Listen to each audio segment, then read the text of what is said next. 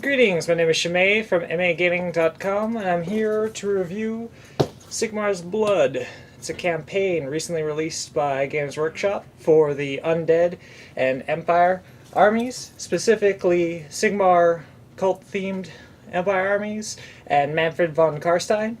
The background behind it is that Manfred von Karstein is trying to plunge all of Sylvania into permanent darkness, and he's revealing himself back into the world. Most people in the Empire had assumed that he had died 400 years ago at Helfen, so he's kind of re-emerging, claiming Sylvania as his own and trying to succeed it from the Empire. And while the Empire is currently engaged in the north against the Chaos Warriors and all the Chaos forces there, they can only send a few faithful into Sylvania to stop Manfred, led by Volkmar the Grim, which is the Grand Theganist, the leader of the Church of Sigmar. So I've got the collector's edition here, which includes two books with it, white and black. The white being the majority of the rules and the campaign, the black being a novella, which will take you through the campaign and to a conclusion for the campaign, regardless of who wins the battles, because you can choose to play as either Empire or Vampire counts. You obviously are going to need two players for it. It's a Warhammer game. So one side will play Vampires, the other side will play Empire, and either side can win. There are four linked battles between the Empire and the Undead. Different forces for each battle. Some forces carry over into other battles, and all of the forces from the three battles will come together at the end with some additional stuff. We will be doing these battles at one point here soon, because I actually have all of the models they have listed for these armies. They will give you the exact characters, items, and units within these books for all of the battles they'll fight. And they've got all the special rules and stuff laid down, and victory conditions for each battle. For the actual rules themselves, there's not really all that much here. There are some special conditions for your characters that if they fulfill them, they'll get a bonus for the next few battles. And those are somewhat interesting. Like for the main witch hunter here, if he survives the first scenario, he can declare 2 targets for his accusation special rule, which is where the witch hunter declares somebody a heretic and gets special rules against him. If he kills like a specific character, he'll become stubborn. If he kills Manfred, he becomes unbreakable. So there are specific things like that in this for both sides. You'll have experience conditions for the Vampire counts and for the Empire, but they're not that big of a deal. And some of them can be easily obtained, like destroying a unit with your unit of knights will give their champion devastating charge, sort of thing. And the only other special rules in this book are for the darkness that Manfred is casting upon Sylvania. As the Vampire counts succeed more, the darkness becomes more prevalent, and it affects the Empire army in a significantly detrimental way.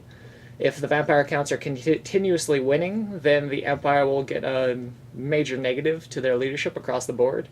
And if it goes all the way to the maximum counter for the Gloom and Doom, you'll have something along the lines of -3 leadership to your entire army, and you'll have to reroll all successful fear tests.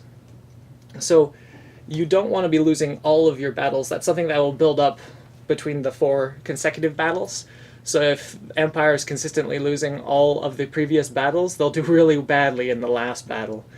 Though in the last battle you do get a Hellstrom rocket battery, which has a once per game thing that it can do for a turn. It removes the darkness, the great darkness, by sending up flares, and so it will bring your units up to daylight savings times, essentially. Those are the only real special rules besides the actual scenarios in this book.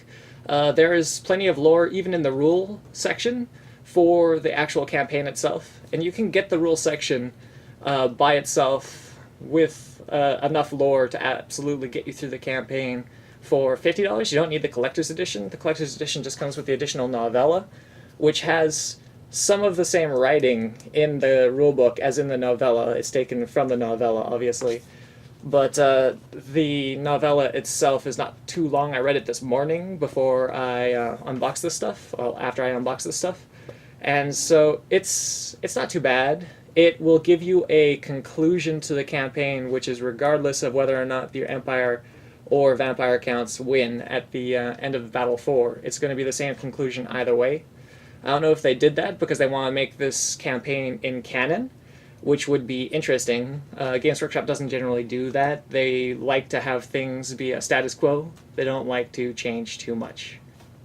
I will say that the only reason I picked this up is because I have both Undead and Empire, especially because they're Warrior Priest themed Empire. So if you don't have those exact two armies, or people that want to collect those two armies, this campaign is probably not for you. The actual special rules involved here is not something that you and your friends couldn't come up with for your own campaign quite easily, and without the $50 or $100 price point. If you want a campaign between you and your friends, or you want some connected battles, just sit down with them and talk about it a little bit. You won't have like the actual GW lore behind it, but it will still be good, fun, and entertaining, because there really isn't all that much here. I'm still going to be playing these games, and I'm still going to be recording them, because I have the two armies, and I don't mind the lore. I like the lore, and I like the characters, so we're definitely going to be doing it. But for everybody else, I'd say it's probably worth a pass.